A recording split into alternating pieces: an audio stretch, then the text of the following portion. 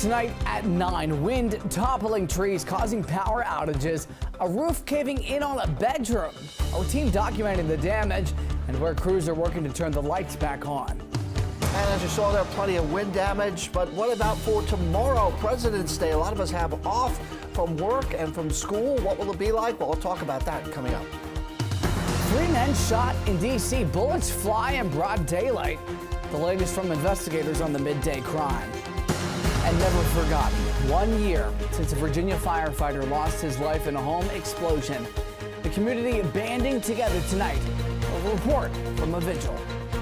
And saving cash in 2025, 2 months into the year, and we are still tracking ways to stay financially fit. Our consumer report with a social media challenge that could help guide you to savings. You're watching the station covering all of the DMV. This is DC News Now. Good Sunday evening. Thank you for joining us for DC News Now at 9 o'clock. I'm Ben Dennis. Before we get to your forecast, we are following some breaking news out of Prince George's County. That's where police say that a man was killed in a shooting tonight. They say this happened just before 7 o'clock on East Marlboro Road near East Spring Street in Hyattsville. Police confirmed the man died on scene, reportedly shot inside of a car. It is not known what led up to the shooting. As we get more updates, we'll tell you more. More local news in D.C. 3 people were shot in broad daylight today in Northeast. 2 victims reportedly unconscious and not breathing. D.C. police were called to Minnesota Avenue near Benning Road and near I-295 just after 1 p.m. That's where 3 men were found shot, 1 conscious and breathing, 2 more men not. MPD's homicide unit was called on scene. No suspect descriptions have been shared at this time. Happening now, crews responding to power outages, including those caused by toppled trees. This one hitting a house, limbs falling through a building here in Gaithersburg. This is off of Maple Leaf Court. We're told everybody was okay. Also, photos of a tree on a house on Amity Drive. This is in Durwood. Thankfully, no injuries reported there. It is that soggy ground and high winds that have been a recipe for problems all day long. Meteorologist Scott Sumner is tracking with those warnings. Scott, what's going on right now at 9:02? Yeah, unfortunately, we had a feeling that was going to be the case here in the weather department. What you saw today did come to fruition, unfortunately, and some of the latest storm reports over the last couple of hours here. Medium-sized tree down North Howard Street in Alexandria, Virginia. One of many different storm reports that have been reported to the National Weather Service during the course of the afternoon and into the early evening time frame. Right now, we're seeing wind gusts around the district here at 46 miles an hour. 30 at Manassas, 36 at Leesburg, 26 at Frederick, and nearly 40 down at Orange at 39 miles an hour, 54 mile an hour winds gusts up in Kaiser. Travel forecast for tomorrow, President's Day, it's going to be windy, but it'll be a dry day out there. And then on Tuesday, well, cold and breezy. Temperature will be in the 30s, and then some snow will arrive. We'll get into that aspect of our next weather pattern coming up in just a little bit. Ben? All right, Scott, a lot to cover. Meantime, tonight, the memory of Virginia firefighter Trevor Brown was honored. He was killed just 1 year ago in a Loudoun County home explosion. Not only did Brown lose his life during that blast, but 12 others were hurt. The site will become the home of the Trevor Brown Memorial Park. That is scheduled to open this summer. During tonight's vigil, the Loudoun County community was joined by local leaders. They say the healing process is not over. We are still healing, and we will be healing for the foreseeable future. We have a lot to do. We strive to never let this event happen again, and we'll learn from everything we learned from the report that we've gained from this and everything that we did to, again, never let this happen again and improve our policies, our procedures, and all that going forward. A former employee with Southern States Cooperative is awaiting trial on charges related to the explosion. New tonight, the U.S. Park Police are investigating a crash in Prince George's County with an overturned vehicle killing 1 adult, sending 4 kids to the hospital. This happened around 11:20 this morning in Suitland on Suitland Parkway. The crash is still under investigation.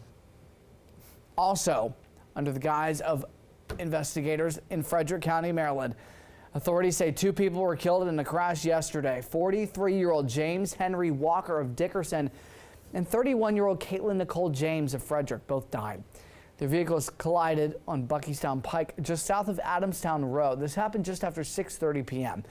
James' car reportedly crossed the center line before the head-on crash. Officials say he was speeding at the time and driving with a suspended license.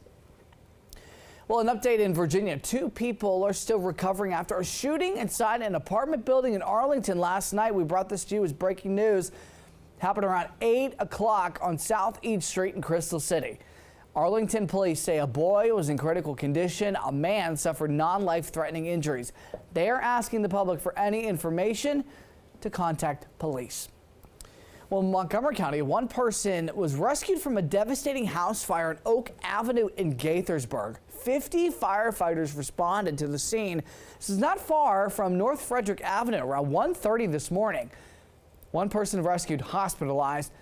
We're told there was no smoke alarm in the home and the fire may have started around a baseboard heater. We are continuing to cover a devastating loss for one dog parent. Quite the ordeal in Maryland. A woman says 3 dogs attacked and killed her toy poodle at a Montgomery County dog park they frequent. She is sharing her heartbreak. To Kevon Dupree, he reports as police investigate. Annette Crow says she brought her dog Charlie to the Alney Manor Dog Park on Tuesday, just like she did every day. She had no idea it would be the last time. She was friendly, she loved everybody, she was smart, and man was she cute. Annette Crow says Alney Dog Park was her toy poodle Charlie's favorite place. They came here daily. Around halfway through the day, if I hadn't taken her there already, she would start jumping at me, looking at the door where the leash is, hitting my leg. Tuesday, Crow took Charlie to the dog park. There are 2 sections, one for small dogs and the other for larger dogs. We usually go to the small dog park because she's a small dog, but the small dog park is nothing but mud right now. There was no one there, so I went in the big side. Crow says a tree in the middle of the field blocked her view, so she didn't notice another dog owner entering the park. I heard the gate, the metal click, and then I just glanced up there and the dogs were off their leash already. He opened the door and these 3 pit bulls came stampeding towards us. It was unreal. Crow says the 3 dogs attacked and killed Charlie. It's all awful, the fact that I had to see that and couldn't do anything about it. Crow called police, who came to the park and talked to her and the other dog owner. The police and the animal people were telling me that he had no responsibility. I don't understand that. Maryland National Capitol Police tell me their department and the Office of Animal Services is investigating exactly what happened. Reporting in Alney, I'm Kevon Dupree, DC News Now. Horrible circumstances, you really feel for her. All right, tonight, growing pushback from DC's queer community after President Trump's takeover of the Kennedy Center. He named himself chairman. Many protested last week during a demonstration that included calls like hands off trans and queer artists. Our Daniel Hamburg was there.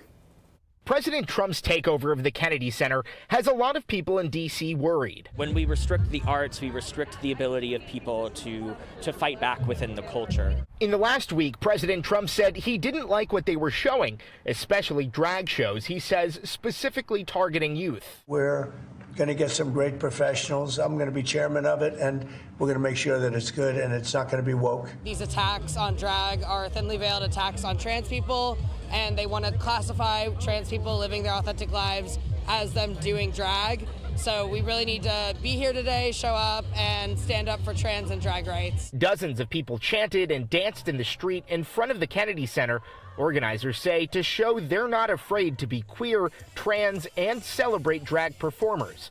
Drag queen Tara Hoot even passing out flyers to become board chair. I just think it's a right. If any old yahoo could say they're board president, and he said he had a unanimous vote, which he didn't because there were some abstentions in there. Like, why not me? I'm the people's princess, Charlie, and the Kennedy Center's a place for everyone. The concern for many goes beyond drag. When despots try to take control, they go for the arts, they go for culture, and when they do that, they're attempting to sink their fascist teeth into the neck of democracy.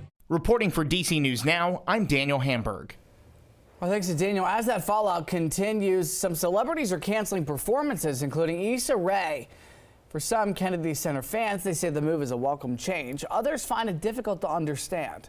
Obviously, the general tide of American politics and culture is moving away from, wokeness. Every performance is woke. And I think when we talk about woke, we're talking about people who are trying to express what their viewpoint is, where they sit in the world. We also learned tonight that Alfred Street Baptist Church in Alexandria says that they have canceled their annual Christmas program at the Kennedy Center after President Trump naming himself chairman of the board. Now, Amy Austin, president of Theater Washington, she predicts more artists to shy away from performing at the Kennedy Center.